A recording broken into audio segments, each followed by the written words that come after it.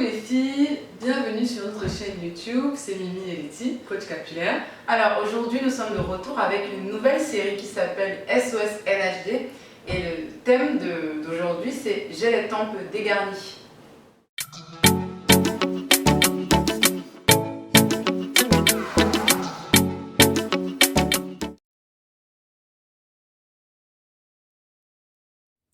Alors, pourquoi ce thème? Nous savons que beaucoup de femmes souffrent des tempes dégarnies ou alors les bons vieux ou autrement appelé aussi les oulala au Cameroun. Donc, ça touche essentiellement les femmes. Il n'y a pas d'âge, de 7 à 77 ans, ça peut toucher tout le monde. Donc les tempes dégarnies, c'est quoi? C'est à ce niveau, au niveau là, tout début, et les femmes perdent leurs cheveux là. Donc il y a deux types de chutes. Il y a les chutes anciennes, un peu, pas totalement irréversibles, mais très compliquées à corriger. Donc ce sont des chutes qui sont faites depuis longtemps. Et le cuir chevelu s'est refermé. Donc en gros, à la place des cheveux, il y a à peu près une police. Donc là, c'est une peau, comme si la peau continuait. Donc là, c'est très compliqué parce que le cheveu est déjà couvert, enfin le cuir chevelu est déjà couvert et recouvert. En fait. Donc c'est compliqué le cheveu aura beaucoup de mal à ressortir, enfin, il faudra percer cette protection-là. Et il y a les chutes récentes, donc les chutes qui datent de pas très longtemps, quelques mois, 1 an, voire 2 ans. Mais quand les chutes commencent à dater de plus de 5 ans, 10 ans, c'est déjà trop long. Les cheveux ne repoussent plus, donc c'est compliqué. Les raisons pour avoir des chutes, des tempes dégarnies, il y a les rastas. Les chignons à répétition, vous savez, les chignons avec les postiches et tout ça. Les lace wigs, les perruques avec les cols qu'on met devant, là, ça fait très effet naturel, tout ça, mais bon, après ça abîme quand même le cheveu, ça abîme le cuir chevelu. On n'est pas censé avoir de la colle sur notre cuir chevelu, c'est impossible. Sur notre peau, de toute façon, c'est pas... Voilà, c'est complètement... ça détruit complètement le cheveu, même la bulbe du cheveu, ça la détruit. Donc, et beaucoup de filles font ça à répétition pour changer de coupe. Après, il y a aussi les braids, les crochets braids, mais il y a une forme de crochet braid qu'on fait avec des grosses tresses pour faire un effet dreadlocks. Ça aussi, c'est très dangereux. C'est très beau, mais very dangerous. Donc, en gros, pensez au fait, enfin, c'est un équilibre. Il ne faut pas mettre sur les cheveux une mèche qui va être plus lourde que le cheveu. Donc, il va exercer à chaque fois une pression. Déjà, il y a la gravité. Il va exercer une pression qui va peser sur le cheveu et qui va faire lâcher le cheveu. C'est pour ça que parfois, quand on fait des gros rastas, il y a des jumbo braids aussi. On fait des gros rastas et quand on les défait, les cheveux tombent parce qu'ils ont souffert pendant 3 semaines, 1 mois à porter une masse qui n'était pas, c'est pas leur boulot. Ils sont là pour être libres, de réfléchir, se balader comme ça. Non, il ne faut pas mettre trop de mèches et tout. Et même celles qui veulent vraiment faire des rastas ou les vanilles, on privilégie toujours, Mireille et moi on dit toujours, il faut le faire avec nos propres cheveux. Ou alors, pour celles qui veulent vraiment pas, vous pouvez faire avec des mèches, mais vraiment des petites mèches, des mèches assez fines avec la taille de vos cheveux, l'épaisseur de vos cheveux. Comme ça, c'est un peu équilibré. Ça ne va pas exercer ce poids-là. Ensuite, on a aussi la mauvaise alimentation. Les carences. Le cheveu, il pousse de l'intérieur. Il n'est pas accroché. Il pousse de l'intérieur. C'est un peu comme une plante. Donc, c'est pour ça qu'on l'arrose, on nourrit le cheveu et pour qu'il pousse bien. Il pousse de l'intérieur, ça veut dire que c'est aussi à l'intérieur qu'il faut être équilibré, il faut boire beaucoup d'eau, il faut manger équilibré, il ne faut pas avoir de carence, il faut prendre toutes les vitamines, vitamine D, vitamine C, vitamine E. Tout ça contribue à la pousse des cheveux et à leur nutrition, à leur santé. Moi, Mireille et moi, on a des histoires différentes, on a des témoignages différents sur sur la perte des cheveux. On va vous mettre des photos à la fin de la vidéo, ou à la fin ou au milieu. Moi en fait c'était par rapport à la carence en fer. Pendant le confinement en 2020, je ne mangeais pas beaucoup de viande. Je mangeais pas beaucoup de viande, pratiquement jamais. Donc j'ai fait à peu près 3 mois sans manger de viande. J'ai eu des carences en fer. J'étais tout le temps fatiguée. Je ne le savais pas. Donc beaucoup de personnes peuvent avoir des carences mais sans le savoir. Donc moi je ne savais pas que j'étais en carence, mais j'étais tout le temps fatiguée. J'arrivais plus à monter les escaliers. Et puis j'avais les cheveux qui commençaient à tomber. Donc j'allais sous la douche et puis je faisais ça. Et j'avais les cheveux sur la main. Tout le temps. Et les cheveux, les photos sont juste impressionnantes, vous allez les voir. J'avais toute cette partie jusqu'ici, comme ça, j'ai les cheveux. Donc c'était terrible. Donc j'ai consulté un médecin et j'ai fait des bilans sanguins, tout ça. Et pour vous dire, normalement le taux de fer c'est entre, il faut être à peu près entre 69 et 120. Si on est au milieu, si on a 80-90, c'est génial, ça c'est la moyenne. Si on a 100, 120, c'est top. Si on a 69, 70, on est faible. On est dans la fourchette faible. Moi, pour vous dire, j'étais à 29 mg par litre de sang.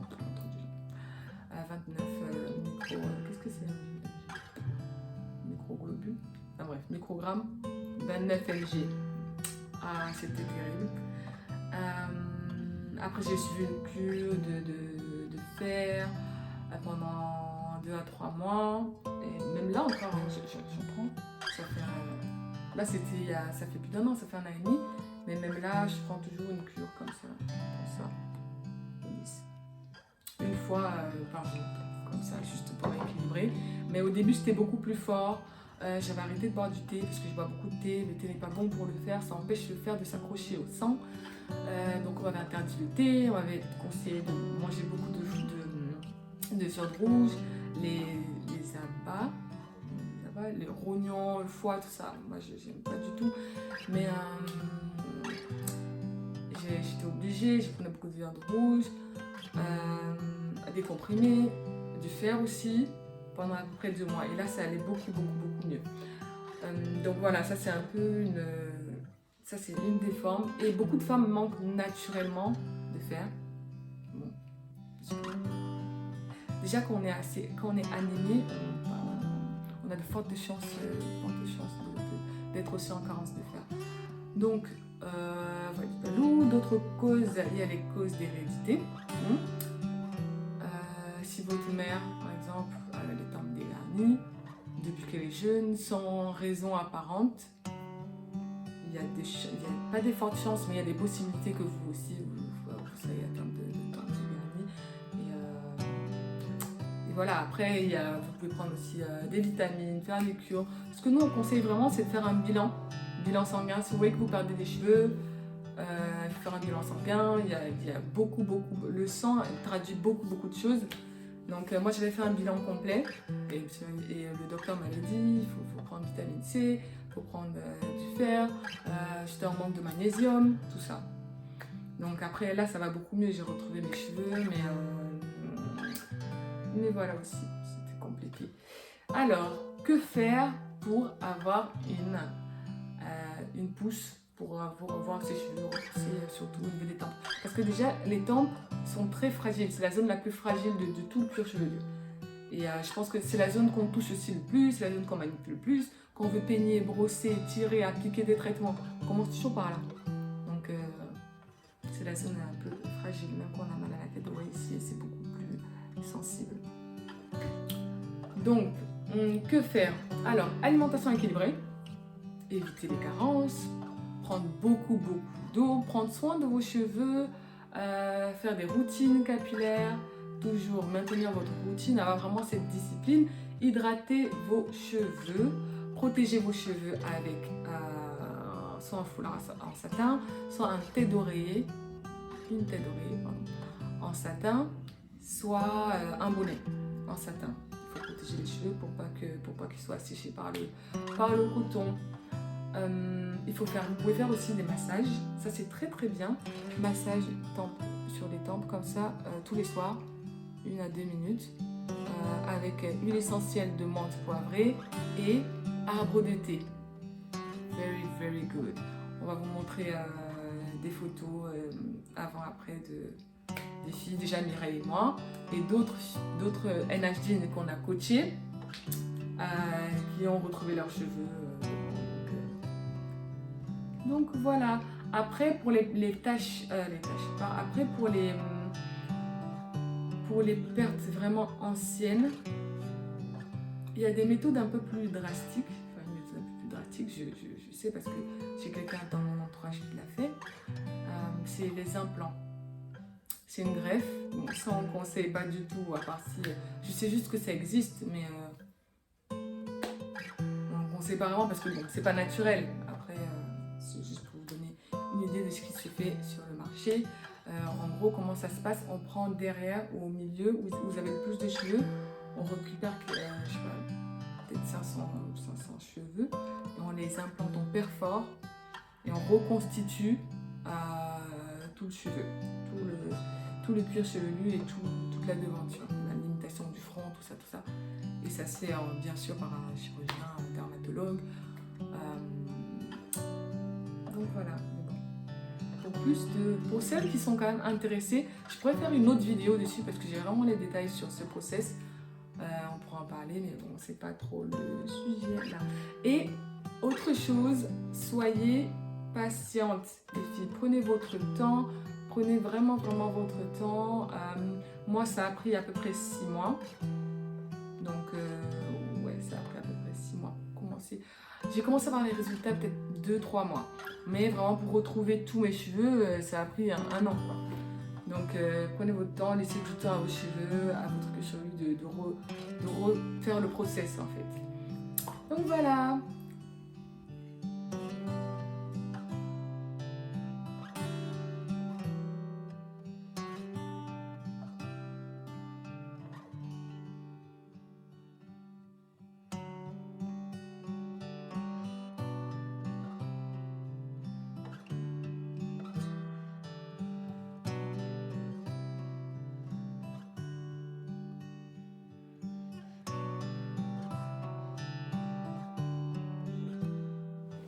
Merci d'avoir regardé la vidéo, n'hésitez pas à liker, vous abonner et surtout dites-moi en commentaire ce que vous en pensez. C'était Mimi et Letty, à bientôt!